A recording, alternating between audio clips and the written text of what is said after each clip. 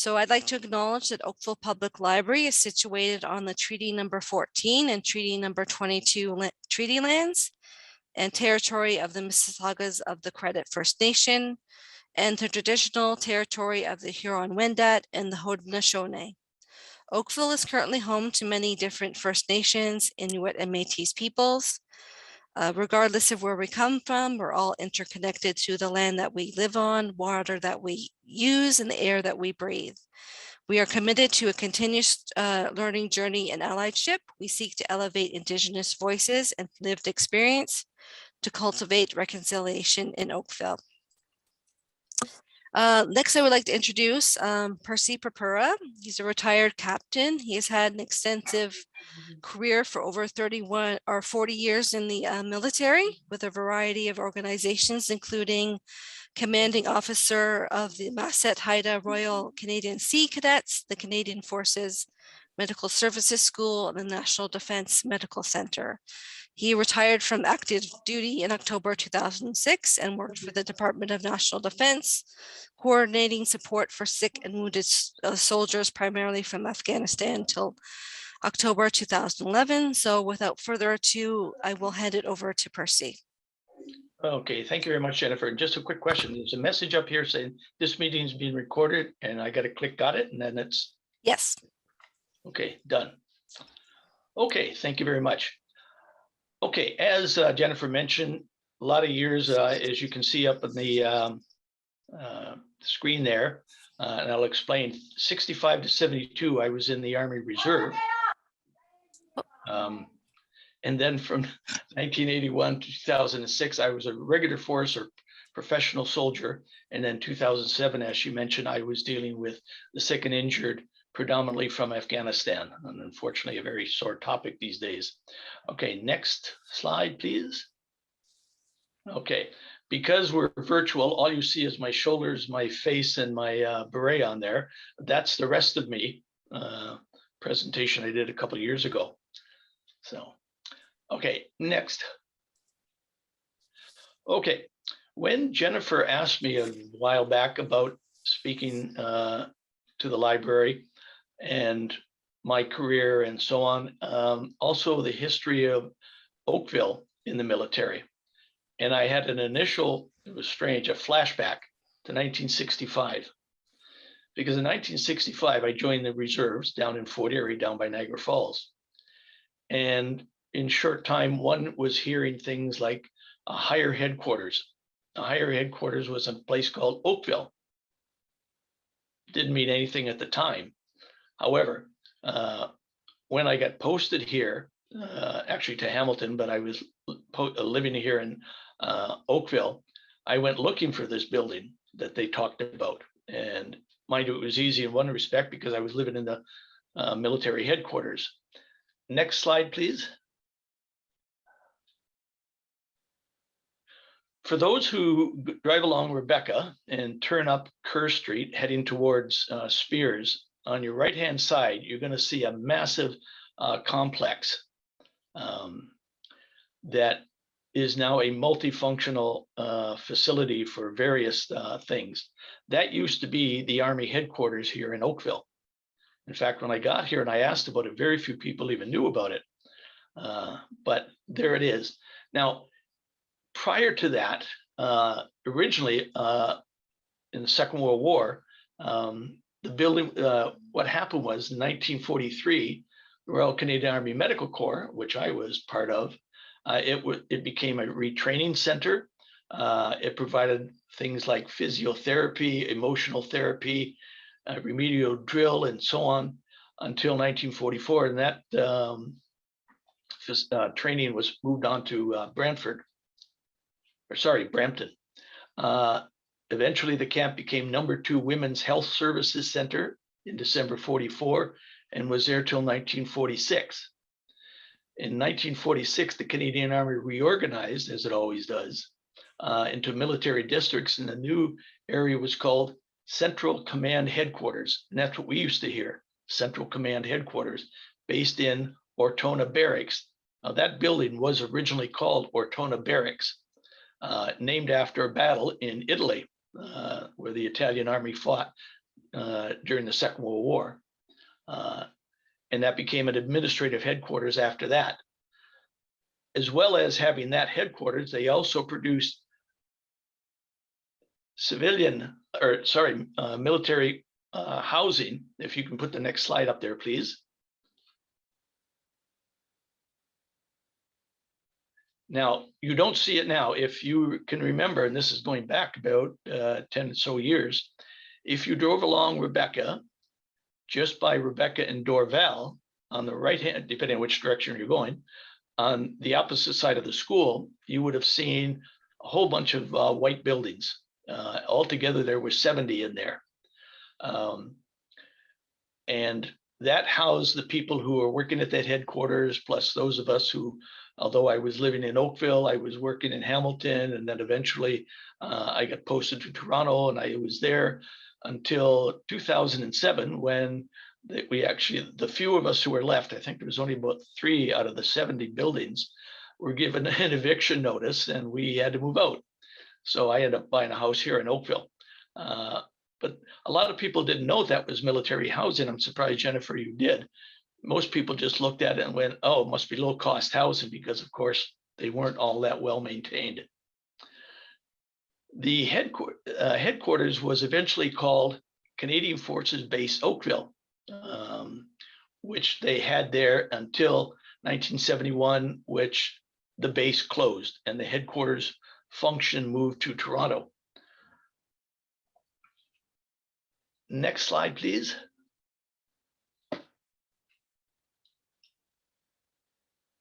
Now, if you drive along Rebecca and look on the opposite side of the school, you will see all these lovely buildings.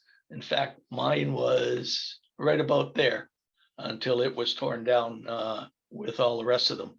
And the whole area is now civilian housing. Okay, next slide, please. Now we get into a little more serious military history in the name of Oakville.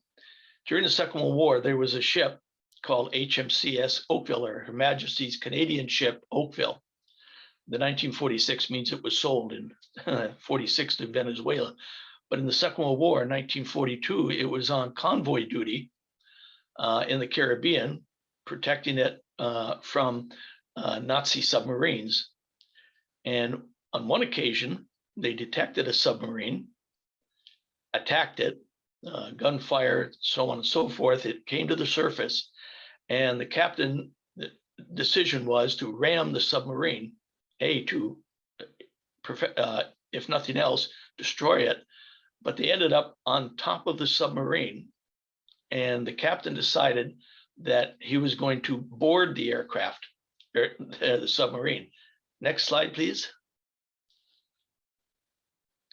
So, as instructed, those two individuals, Sub-Lieutenant Harold Lawrence and Petty Officer Arthur Powell, got off the ship, down onto the submarine, armed, with the intent of inspecting and see what they could find, intelligence and so on. Unfortunately, some of the crew were still there, and they were armed, and these guys had to open fire to get aboard the submarine and end up shooting some of the crew. Next slide, please. It actually got into the news, quite interesting in the sense of the heroics to do this. Captured sinking submarine and so on. So what they did after they got rid of the crew, they went inside the submarine. Now, for those of us who have ever been inside of a submarine, it's a very narrow, cramped spot. If you're aboard one that's going to sink, scary. It must have been profoundly scary, but they were looking for anything that could give them intelligence and information. Next slide, please. Okay. Unfortunately, this is what they were looking for. That submarine had got rid of it. What they were looking for, this thing here, is called an Enigma machine. It was a signaling device. You could type in a message using the code that was issued each day, send it to whoever, and they would get it, and their system would interpret it and print it out. It was an incredibly valuable piece of kit. Some of those kits or machines were found on other submarines eventually. An absolutely incredible device to be able to listen to what the enemy was saying to each other. Next slide, please. If they had found it, it would have been obviously brought back to England in the highest of secrecy, because if the enemy knew that you had access to their signaling device, they would have changed their code. They didn't. They thought it was absolutely undetectable. The code they had was impossible, they thought. At that place, Bletchley Park, if you've ever heard the movie The Imitation Game, that's where that was done. That building there housed, at the end of the Second World War, there was about 10,000 people there, the majority of which, by the way, were women. And they sat and it caught the messages and tried to decode them, which they eventually did. And by the end of the Second World War, interestingly enough, when a message was sent and they intercepted it, they knew what the message was before the recipient, the German recipient, knew. So it was incredibly important for the Allies. And I've been to that place. I'm taking the picture there. It's only about an hour's train ride north of London. So if you get a chance, makes an interesting trip. Next. Okay. There is current military presence in Oakville. There is a reserve unit called the Lawrence Scots. And you can see the title. You will see them. Some of them will be at, if there's a ceremony someplace tomorrow, they were at the ceremony on Sunday. Young lads wearing a kilt, Balmoral, and a yellow hackle on their heads. Now that unit was formed, it's a very old unit, formed in 1866. Served overseas in the First World War, as many units did. But as a formed unit. In the Second World War, although the unit was called to active service and sent overseas, they didn't go into battle as a formed unit. Subunits would be sent to various places, some in Italy, some in Europe, to perform a very specific task of defense and so on. Next slide, please.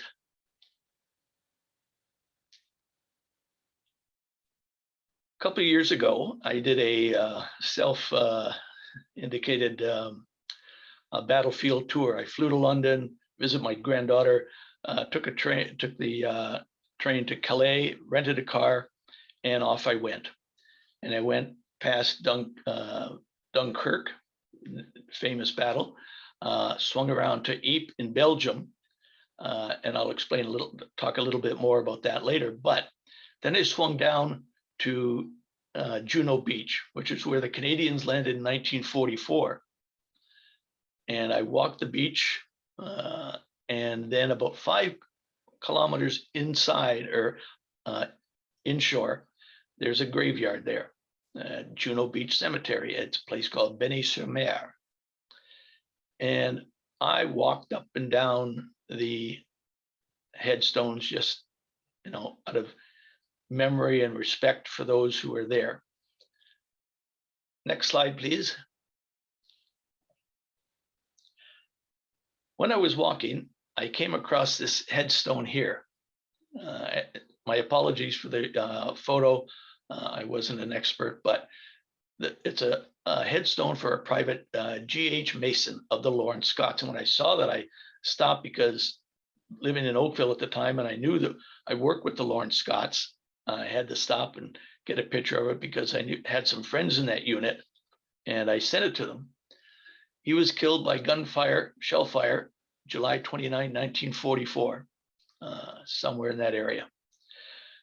There were a number of headstones that I saw that also said, "A soldier known unto God."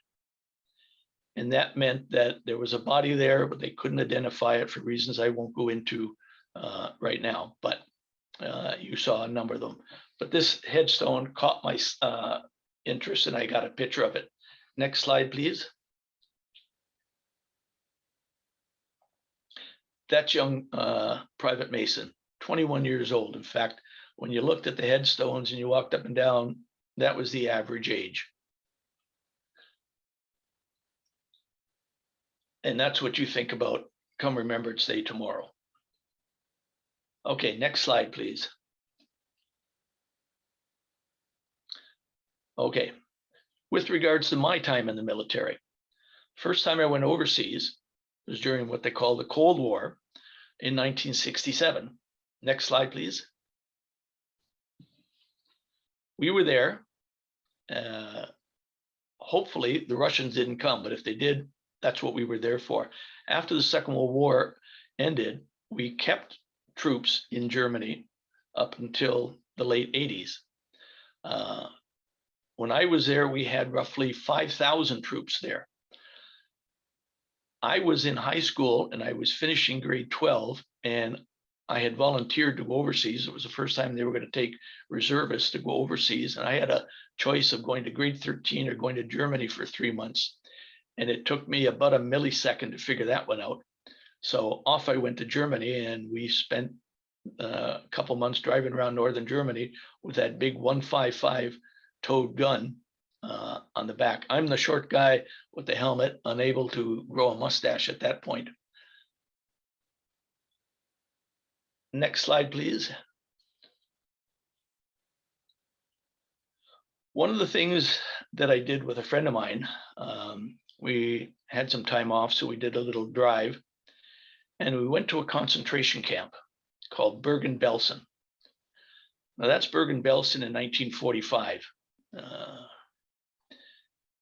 When I was there in 1967, it now looks like a big park.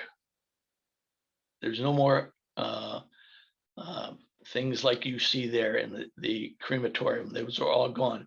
It's a big park, except you see mounds in the area, and one will have a number. It'll say 1,500, another say 2,000, and a lot of those signs. That's the number of people who are buried there in literally mass graves. In 1983, I was in Toronto, and my daughter was doing a project on the Holocaust. And she said, "Dad, could you do some research for me?" And of course, that's what Dad does. So I went to the Jewish Memorial Center in Toronto, and I ended up meeting a lady who had been there in 1945, a survivor. And ironically, I said, "Geez, I was there in 1967. And I told her why I was there. And she said, "Bring your daughter back." So I brought my daughter back, and this lady was in her 80s. And they went off and they chatted for a good half hour, and I kind of wandered away. And when they were done, the lady said to my daughter, "Now that you have chatted with a survivor, you too are a witness to the Holocaust." And that was a profound moment for a father, and particularly for my daughter.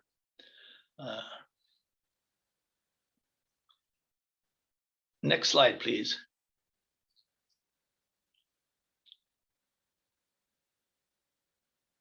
I could give you a chance to see the name on that, Anne Frank in particular. Those who know the history of this young lady, she was hiding with her family in their apartment in Amsterdam. And unfortunately, the family got found. Her and her mother got shipped to Bergen-Belsen, and she died there.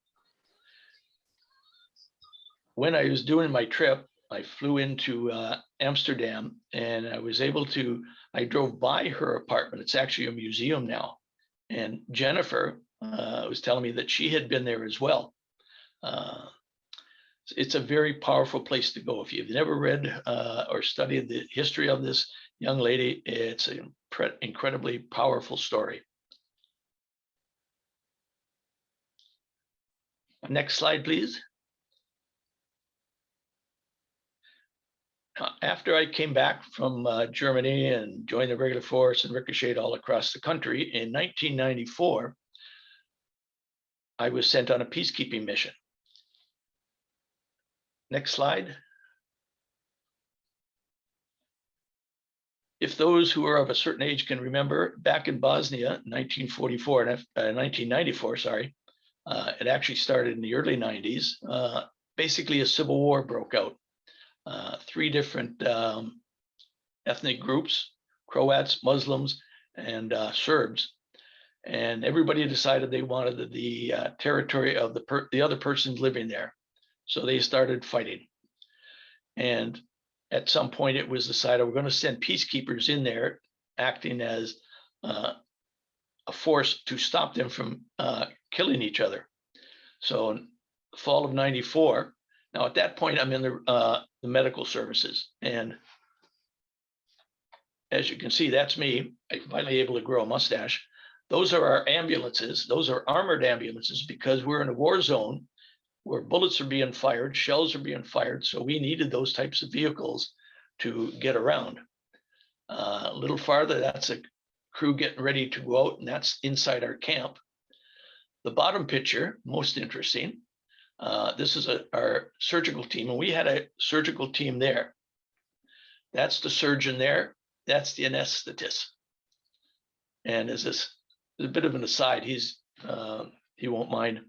One of the major concerns we had about being over there was mines. There were minefields everywhere and not necessarily identified. So when you walked along the road or you drove, you never got off the road. And he had to go to the bathroom, and he was told, you don't go into the bushes. You have to stay on the road in plain sight and do your business. Otherwise, you could have been killed. Next slide, please.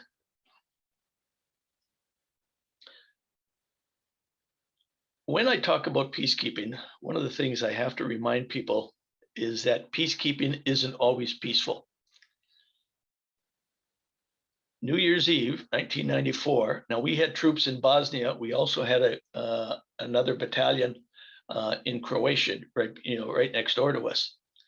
And the drill was, if you're driving a UN vehicle and you come up to a checkpoint that one of the warring factions had set up, in this case it was a Serbian one, you weren't supposed to stop.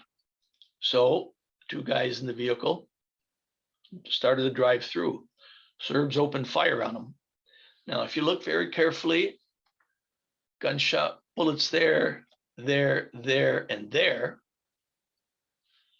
The driver, Phil Bondasil, who was, in fact, at the museum a couple of years ago doing a presentation on it, what happened. And over here, a gentleman who became a friend of mine got shot 7 times. Phil got shot twice. Phil, the driver, took off, put the pedal to the metal, back to the camp. Gates were closed, of course, drove through the gate, knocked it down, straight to the medical facility. Fortunately, both of them survived. Both returned to Canada. Eventually, both were released for medical reasons as a result of this. Now, the gentleman there who was here, my friend, he was in the reserves, and initially, physically, he healed and he was fine. But gradually over time, he said, I started to get more and more angry. I started getting fights, going to the bar, and finally somebody said to him, John, you've changed. And that's when the light came on and realized he was suffering from PTSD, as was Phil. Ironically, a number of years later, him and I ended up working side by side, became good friends in Toronto. Him dealing with injured soldiers. We used to do briefings to the various troops.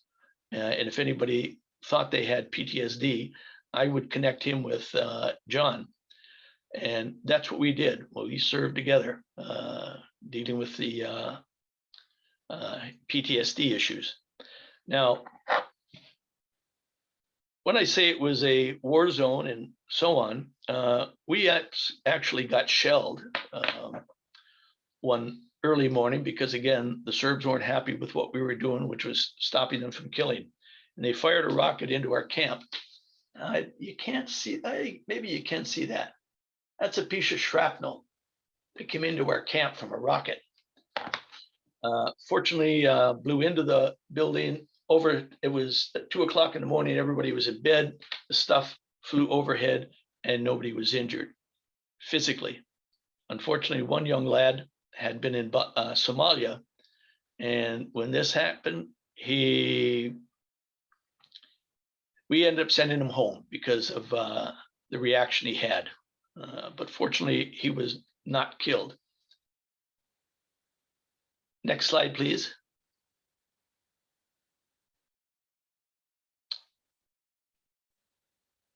At one point, again, the Serbs were not happy with NATO stopping them from ethnically cleansing people. So they held about 50 of our guys hostage. And now that picture there, they're coming back. But initially they were held on the one part of the area. And the special services were flown over. The planning was that if things got really dicey, we were going to fight our way to the coast, down through Bosnia, Croatia to the ocean. Fortunately, that didn't happen. These guys came back. The picture down below, while we were set up, we actually set up a surgical facility down in the basement of the factory building. And that's where we spent about 3 days. Next slide, please.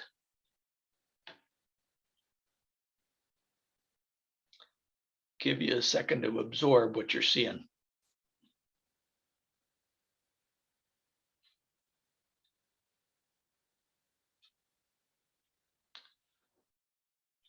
Upper left, that's one of the buildings as we were driving by.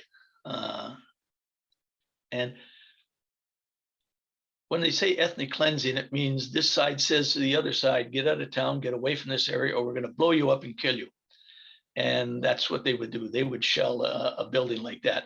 I took that picture very carefully. We were driving through in an ambulance, and I raised my camera up very close to my body, snapped the picture, and put it back down.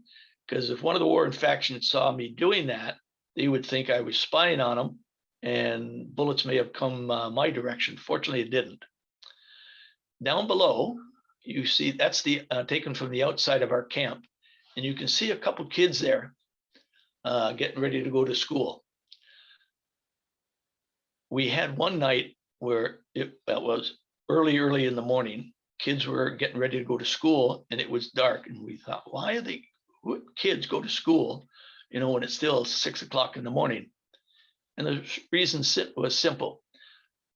If you kill a kid who's 12, they don't grow up to be a soldier. So kids had to protect themselves by going to school really early. On the right, those things you see, those are Muslim grave headstones.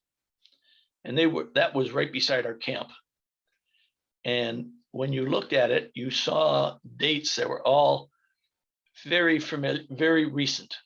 And that's what happens. You shell the area. As I say, we got shelled only once, but at the same time, the village that we were in was shelled fairly regularly. We could actually sit there up in the high buildings that we had and watch the shells come down, and at nighttime, watch the bullets go overhead. And those were innocent civilians there. And that's what, it was a civil war. And the term ethnic cleansing became quite synonymous with that war zone, because again, one ethnic group would want to kill the other one to take over the territory. And 3 different ones, and sometimes two groups would ally with each other against the other one, and then some nights they would switch sides. As a Canadian, we were baffled by this, because how is it that these people who, prior to this starting, grew up together, married together, went to school together, spoke the same language, different names, but so on.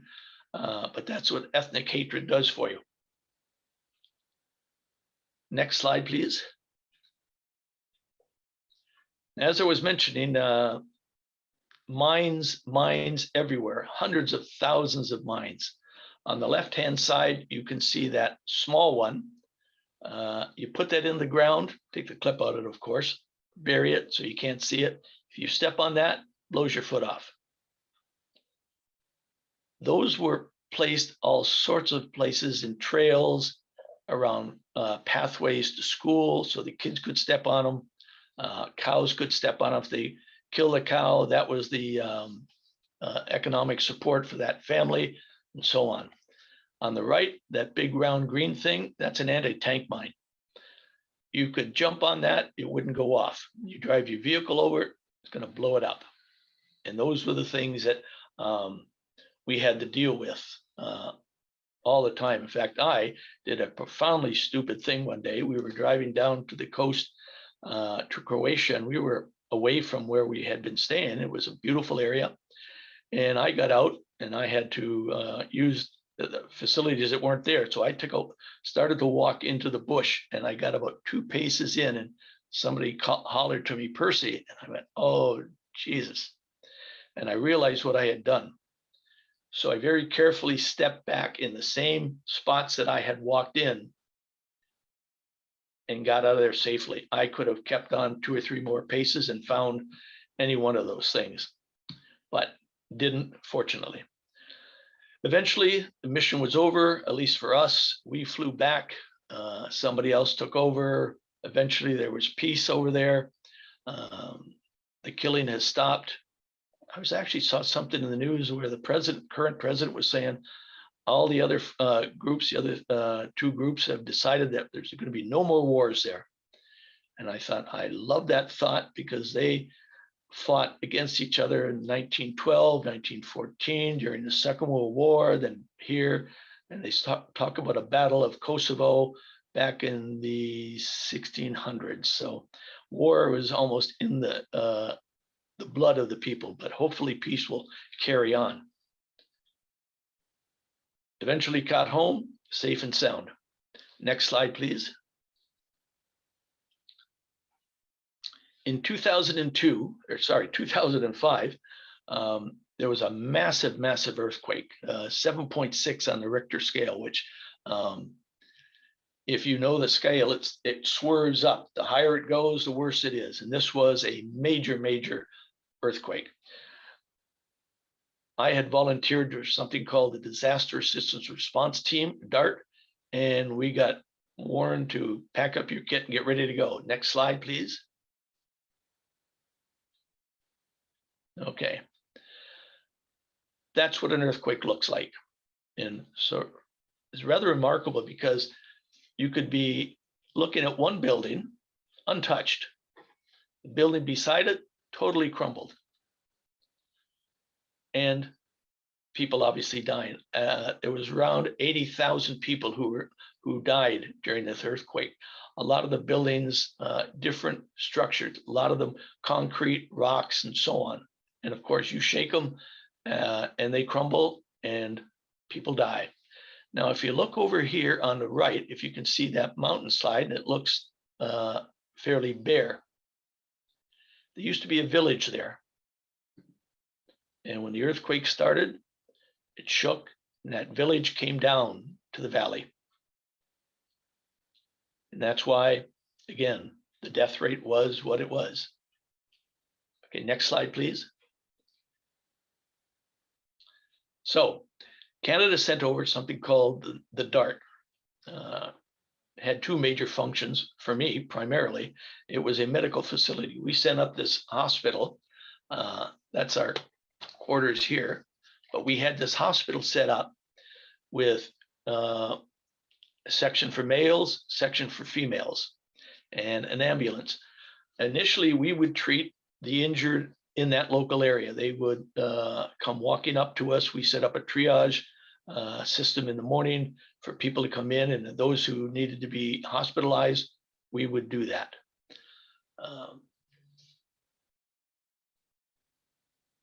Next slide, please.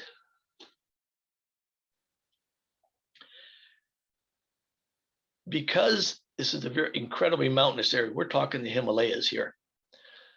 We started to send teams by road as far as they could go, and then get out and literally hike up to villages high up in the mountain. And if you look slightly over here, you can see mountains down below. And we're about 9,000 feet up, long walk. And they would treat the young people. This was a medic there, and she would treat the people there. This was taking a tremendous amount of time for them to drive out. We had 2 teams doing that, and it became obvious that we needed some help. So we got on the phone to Ottawa. Next slide, please. We said, we need a helicopter to get the teams up. And within a week, remarkably, they hired this ambulance, or this helicopter out of Vancouver. It's ironically, it's a retired Russian Air Force helicopter. And what they did is they would fly into our base camp where the hospital was, pick up one of the crews, fly them up to a village, drop them off, fly back to the camp, pick up the second group, fly them to another village. And meanwhile, the crew covering their heads because of the down blast is tremendous. They would start treating and assessing or doing triage with the casualties there. If there were casualties that had to be evacuated, they would call the helicopter back, load them up, send them back to the camp. And then from there, we would either treat them there, or there was a civilian hospital not too far away in a city called Muzaffarabad. And my job was also to coordinate the medical evacuation with that singular ambulance and take them there. Or if they had to be evacuated further, use the Pakistan Army to help with that. And we treated over 12,000 people in the time we were there. Next slide, please. One of the things that the World Health Organization, or the WHO, did, they knew, because we were working with all sorts of various organizations in Pakistan. We weren't the only ones there. And they said, you guys are going up into the high up into the mountains that nobody can normally get to. Can you help us with vaccinations? An interesting term these days. So that's me, but standing there, and I'm trying to put a little drop, a pill into that young lady's mouth, help prevent blindness, because otherwise they wouldn't have got that. The young kids in the back there sitting there not looking too happy because they were going to get needles. But we did that, and we did in a couple places. And when the mission was over and it was time to come home, we had, as I said, we had set up that medical facility. When it was time to come home, we packed that facility up, transferred it across the river to where the old hospital used to be, which was destroyed. We donated that hospital, beds, medical facilities, medicines, and so on and so forth. And we put a sign up by our gate saying we're closing in 5 days, 4 days, 3 days, because people would line up in the morning for triage. And after it was closed, people were still lining up. And we had to say, sorry, we're closed. Your facility is now over there. And they said, you guys treat us better than our own doctors do, which was rather nice to hear. The other thing they said, which gave us much pride about, many countries, and you hear this whenever there's a major disaster, so-and-so is going to donate 20 million here, and they're going to donate 20 million there. Rarely does that money ever show up. What they said was, you sent your sons and daughters over, because 20 million doesn't help a guy who's got a broken leg high up in the Himalayas. But having medical people come over, treat them, evacuate them, put them in hospital, and so on. So yeah, it was one of those moments we kind of thumped our chest. We also had the joy of 3 babies born in our camp. Sadly, we did lose a couple just simply because of the nature of the injuries. But that's something we did. In fact, as well, our facility was initially very limited, and it became evident we needed X-ray facilities. Again, he got on the blower, and a X-ray technician packed up his kit, and he was over there in about 4 days. Quick trip, pack up, Halifax, welcome to Bosnia. So we did all that stuff, and eventually, come the end of November, packed up our kit, went home. And just before we left, we had a couple days in the capital of Islamabad, and they said, "Who wants to go to a tour, day trip to Peshawar or the Khyber Pass?" And of course, being a bit of a history buff, I said, "Pick me, coach." So a bunch of us, about 5 or 6 of us, got in this little minibus and drove out from Islamabad. And in front of us was a pickup truck, Pakistan Army, with a big machine gun on the front of it. And down the road we went. And I wish I had some pictures of the area. And as we were driving through this valley, very narrow valley, there's a train track that goes through there. It was shut down years ago, but there's a lot of caves, tunnels going through there. And we noticed there was always a Pakistan soldier in each one. So when we got to the Khyber Pass, and we got a presentation by Pakistan soldier. We were literally on the border of Pakistan, and we could see Afghanistan. And we said, "Geez, we noticed somebody, always somebody there." I said, nothing. That was just there for your protection." And we kind of, laughed at that and said, "Okay, carry on." When we were going into the area of the earthquake, we landed in Islamabad and took a bus up, and we stopped at a place called Abbottabad for a quick snack, and then carried on in. When we were done, we came back out again, stopped for a snack at Abbottabad.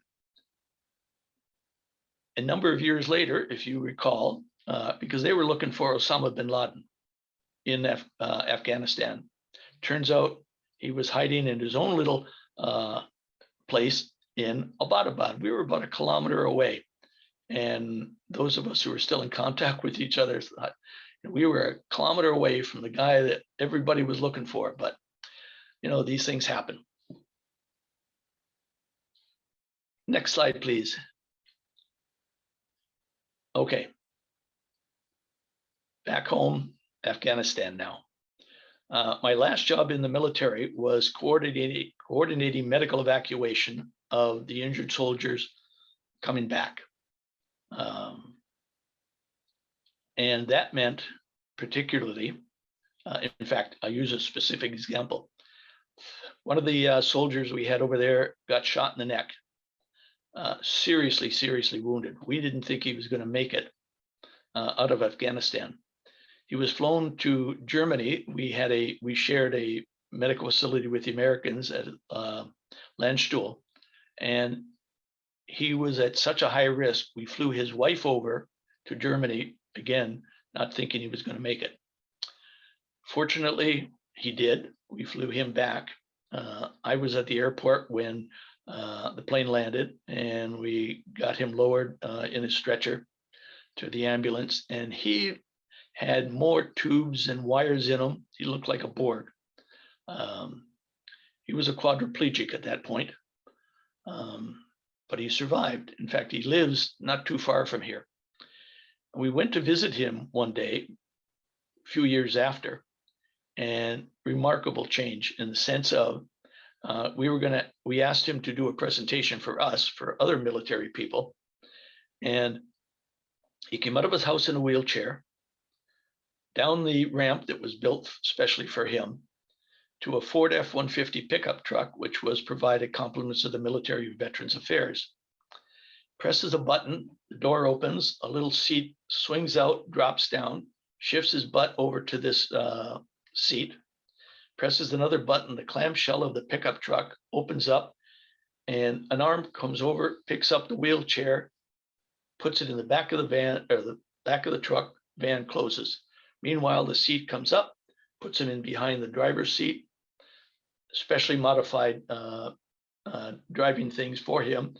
He drove out of the camp, or out of his home area, within 5 minutes, faster than I could get my car. That was the attitude. In fact, he said if he could go back to Afghanistan the next day, he wanted to be with his boy, he would have. That was his attitude. Fortunately, he did survive. Sadly, a number of others didn't. Next slide, please.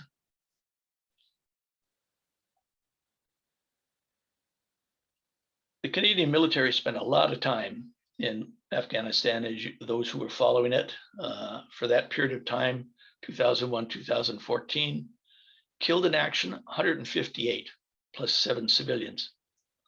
Wounded at least 2,000. Now, one of the things in terms of bringing back the dead, you heard about that on the news. You had the Highway of Heroes, the cortege would come down there, the guys would line up. You never heard about the number of casualties, simply because it was an intelligence bit of information. If the Taliban knew what type of bomb caused X amount of casualties, they would either improve, do something different. So that was always kept a secret. And they came back. Unfortunately, far too many there got injured in ways that we had to deal with. Next slide, please.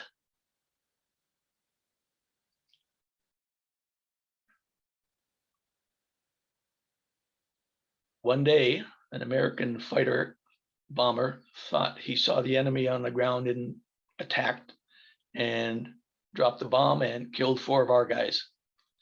And that's the ramp ceremony in Afghanistan, getting loaded up, coming back, and then of course landed in Trenton, and then the Highway of Heroes of 401, they came back that way. I had a friend of mine, actually still a friend, we work closely together. He was assigned the duty of assisting the families of the fallen. So when a soldier was lost, the body was coming back, he would hook up with the family, they would go down to Trenton, he would handle them and help them all through the whole procedure, getting them back to Toronto and so on. He did it for a number of cases, and after a bit of time, he got a profound case of PTSD, because dealing with that amount of sadness and so on affected him greatly. Next slide, please.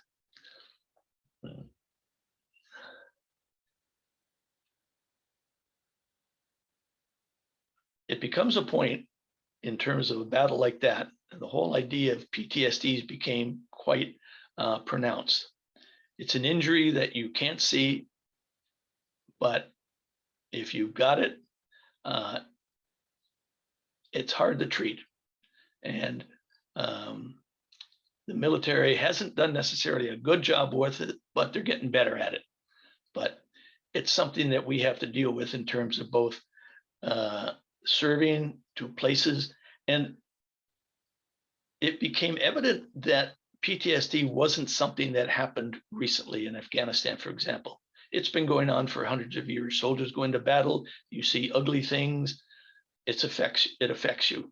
We had guys, in the Second World War who came back because the idea was you sucked it up and carried on, and they kept silent about it. And it wasn't until they were in their 70s and 80s, and friends and Veterans Affairs say, we had guys show up, they were in their 80s and suddenly finally admitted that they were affected by what they saw. 1968, there was a Canadian ship called HMCS Kootenay it was actually on exercise south of England, and they had an explosion on board. 8 guys were killed, a number of them seriously injured. Some of the bodies were buried at sea, didn't always make it. Number of guys obviously not physically injured, The ship came back, and I talked with his one guy. He had been aboard that ship. He left the Navy, became a truck driver, and it wasn't until a few years later that the PTSD started to really affect him. And they had a ceremony honoring the initial incident, and we got him hooked up with his other friends. Next slide, please. Tomorrow is Remembrance Day, and you're going to hear the poem In Flanders Field by Lieutenant Colonel John McCrae, who was a doctor.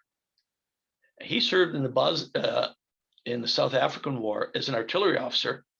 When the First World War broke out, he went overseas initially as an artillery officer, and very quickly the superior commanding officer said, "We don't need more artillery officers, we need doctors." So he became a doctor, or he acted as a doctor in the facility, set up a medical facility literally right behind the front lines. And he saw one day a young lad who he had known in Guelph, that's where he's from, was killed. And I won't go into the description in terms of how he died. However, it affected him deeply. And he wrote that poem, In Flanders Field, where the poppies grow. And that area is notorious for the poppies. And I was there when I did my tour. I was there at the exact spot where he wrote that poem. And they actually have a little monument there for him. And you can see where he dealt with the casualties. And then when I was finished with Juno Beach, driving up the coast past Dieppe, which is another famous Canadian battle, and I found his gravesite. And I was surprised. I was expecting somebody with a name like Lieutenant Colonel John McCrae, et cetera, big monument. He had a headstone just like everybody else did, and I finally found it and got that picture. It's a very moving spot to see that. And at nighttime in Ypres, where he did this, at 8 o'clock at night, and they've done this since 1920s, except for during WW2, 6 to 8 firemen come out and play the last post. And in the Menin Gate, you can see 57,000 names of soldiers who had no known graves. And you realize the whole area is a graveyard. But if you get a chance, definitely a place to go. Next slide, please. Almost out of time. Give everybody a chance to sort of sit down and think about what they've just seen and heard. Yes, we have about 5 minutes left. So if anybody has any questions, feel free to type them into the chat, or you can just unmute yourself and ask your question of Percy. I want to thank you so much for your presentation and for your service. It was wonderful. Thank you. You're quite welcome.